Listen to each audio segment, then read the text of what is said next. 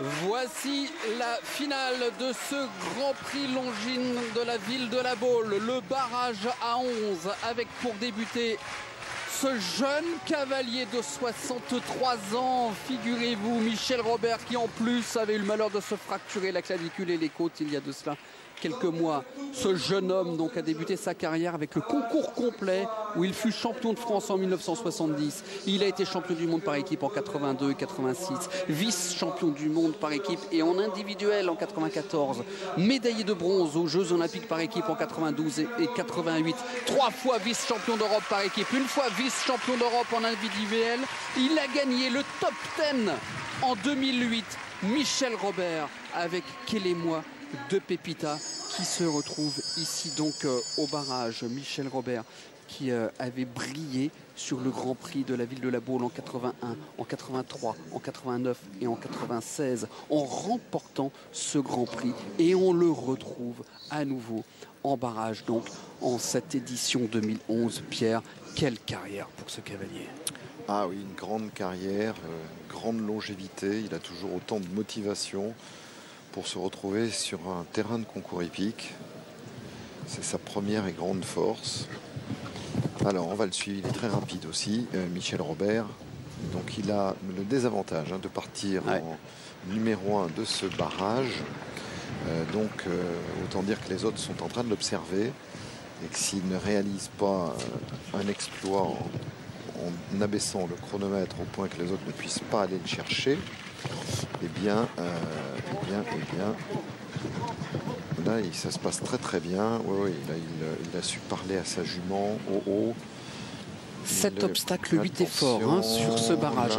Voilà, oula, il ne lui reste plus qu'un obstacle. Donc cet obstacle 8 est fort. Il est en train de bien réaliser. Oui, c'est parfait.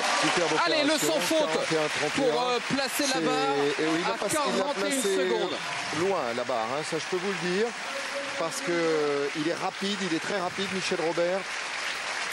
Naturellement rapide. C'est pas un hasard qu'il ait gagné 4 fois le Grand Prix de La Baule ici, donc avec l'exercice du barrage imposé obligatoirement. Et là, les autres vont pouvoir courir derrière lui, même s'il y a de sacrés clients. Mais ça va pas être évident, parce qu'ils sont obligés maintenant de prendre beaucoup de risques sur ce barrage.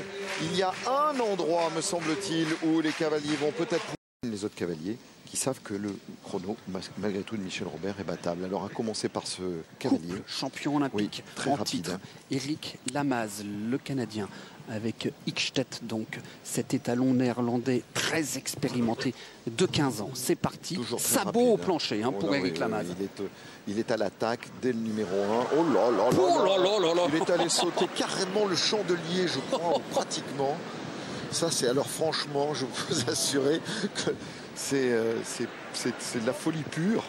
C'est de la folie pure. Ce cheval est très réactif, ce Hickstedt.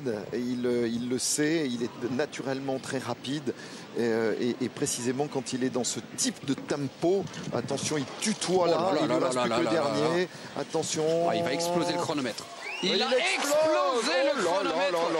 Eric Lamaze, incroyable. Il est un petit peu moins rapide que Billy Toomey. Oui, mais il explose le chronomètre de Michel Robert. Ça. Oh là, ce barrage auquel on va assister, Olivier, c'est de la folie pure. C'est une véritable démonstration d'équitation que vient de réaliser Eric Lamaze en compagnie d'Hickstedt, le couple champion olympique en titre, avec effectivement sur ce ralenti magnifique de Gilles Cousin et des équipes d'AMP Productions, on a vu qu'Eric Lamaze avec Hickstedt avait franchi cet obstacle au niveau du chandelier. Vous savez que pour peu de choses, s'il saute l'obstacle un petit peu plus à droite du drapeau, c'est une désobéissance. C'est la première fois que je vois ça. C'est la première fois que je vois ça. Grand Prix Longines de la ville de La Baule. Vincent Vorne à l'image avec Al Papillon Armani. Et on suivra un peu plus tard son compatriote Marc Utseger. Pour l'instant, c'est Vincent Vorne qui est en piste.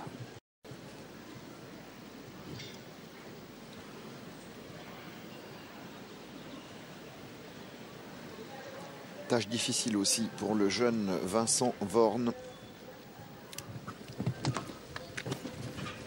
Voilà, même s'il est à l'attaque, on sent que le cheval est moins rapide, il ne prend pas le même angle sur ce deuxième obstacle du barrage. Donc on a dit 7 obstacles 8 efforts puisqu'il y a un double. Il y a 3 obstacles nouveaux dans ce barrage qui a été conçu par Frédéric Cottier. Cet obstacle là a été sauté en numéro 2 tout à l'heure. Par contre, l'obstacle maintenant qu'ils ont à franchir, ce vertical, n'était pas dans la manche initiale.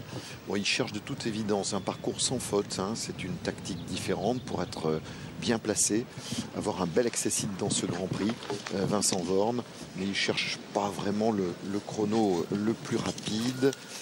C'est mission accomplie pour lui.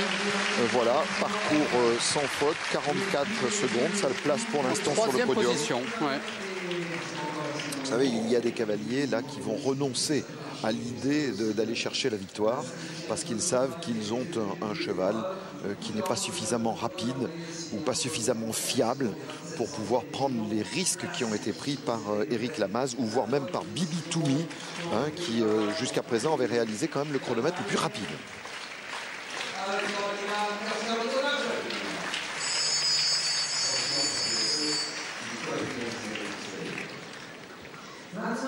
En piste pour la Mannschaft, Karsten Otto-Nagel avec Corradina, une jument Holsteiner de 13 ans.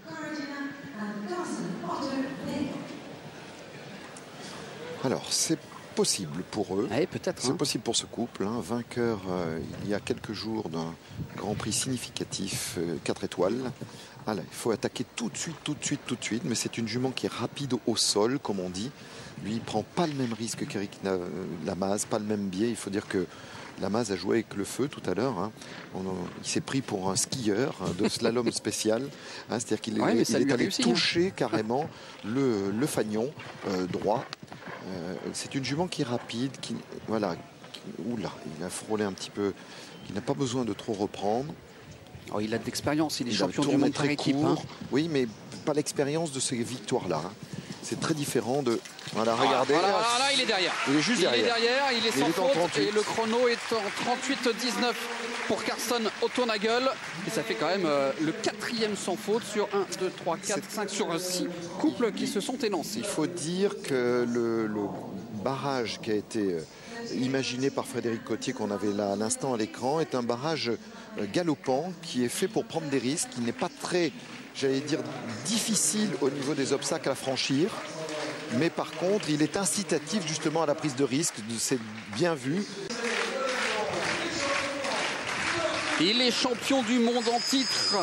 Le Belge Philippe Lejeune avec Viggo Darsoux, un prétendant sérieux à la plus haute marche du podium pour aller détrôner, pourquoi pas, le champion olympique en titre, Éric Lamaze, et Hickstedt, auteur pour l'instant du meilleur chrono en 37-22. On croise les doigts dans le clan de Philippe Lejeune et toute l'équipe de Belgique retient son souffle. Alors, je ne sais pas si dans cet exercice, Viggo peut être aussi rapide que Hickstedt. Toujours est-il que Philippe, le champion du monde actuel, est lui aussi évidemment à l'attaque. Il n'a pas d'autre choix. Mais je ne suis pas sûr qu'il soit aussi dynamique dans sa foulée. On va le savoir dans quelques instants, bien sûr. Là, il me semble qu'il récupère un petit peu plus son cheval, qui a perdu son galop dans cette ligne droite. Ses appuis, il tourne très court. Pour l'instant, bien fait. Attention, on va le savoir. Il me semble qu'il met une foulée de plus là. Donc non, il ne sera pas plus rapide. Non, il n'est pas plus rapide. Il est sans faute. C'est même le 3e chrono. 39-34. Pour Philippe Lejeune et Viggo Darsoux. Pour l'instant, le podium est donc composé d'un Canadien, d'un Allemand et d'un Belge, Éric Lamaze, Karsten Otto-Nagel et Philippe Lejeune. Bravo tout de même à Philippe Lejeune, auteur il a essayé, d'un magnifique bien parcours. sûr, mais on savait que ce cheval-là, il est assez lourd dans sa locomotion.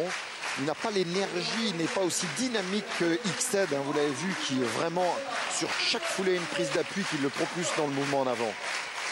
Alors, est-ce que Pénélope Le Prévost, les applaudissements nourris pour Pénélope. C'est pas franchement, comment dirais-je, un exercice dans lequel on a jusqu'à présent, en tout cas, vu Milor Carthago très à l'aise. Par contre, on sait que Pénélope Le Prévost, elle en est capable. Elle nous l'avait démontré dans une fameuse Coupe des Nations qui s'était jouée au barrage contre les Américains il y a 2 ans. C'était en Hollande, à Rotterdam, où d'ailleurs Olivier Guillon, avant d'entrer en piste, lui avait dit, pour la provoquer, monte comme un homme, ne reprend pas. Et elle avait réussi à pulvériser le chrono de Maclean Ward qui a gagné l'année dernière ici et qui est réputé très rapide. Donc Pénélope, on sait qu'elle peut être rapide. Je suis moins certain de son cheval. Et on a aperçu tout le clan tricolore avec, bien entendu, au centre son compagnon dans la vie, le numéro 1 mondial, Kevin Stout. Très bon biais là sur le vertical. Il me semble à l'œil comme ça que ça va un petit peu moins vite parce qu'elle est obligée de le construire, vous voyez, de le garder un petit peu fermé. Les relances sont moins franches. Là, elle le récupère. Bon, ça c'est pour évidemment tourner très court sur ce double. Attention à pas être trop court non plus parce qu'il y a un bon oxyre à sauter.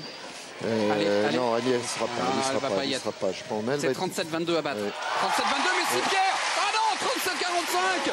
Ah oui, vous vous rendez compte. Oh, que c'est dommage. Oh là là là là là mais là. En tout cas, quelle performance. Alors ça, c'est magnifique parce qu'on ne s'est pas rendu compte qu'elle allait à ce point aussi vite. Mais oui, donc parce ça, c'est formidable. Et parce que autant on a vu Éric Lamaze à l'attaque, c'était à l'œil nu, on le voyait rapide. Regardez, autant elle, on ne l'imaginait pas aussi rapide avec ce cheval en tout cas, parce que ça s'est fait comme ça avec infiniment d'élégance, des très belles courbes. C'est là surtout qu'elle a gagné beaucoup de temps, c'est devant ce double en tournant très très court. Mais là, regardez, elle donne le sentiment d'être tout à fait un petit peu passive. Mais c'est une passivité très efficace puisqu'elle est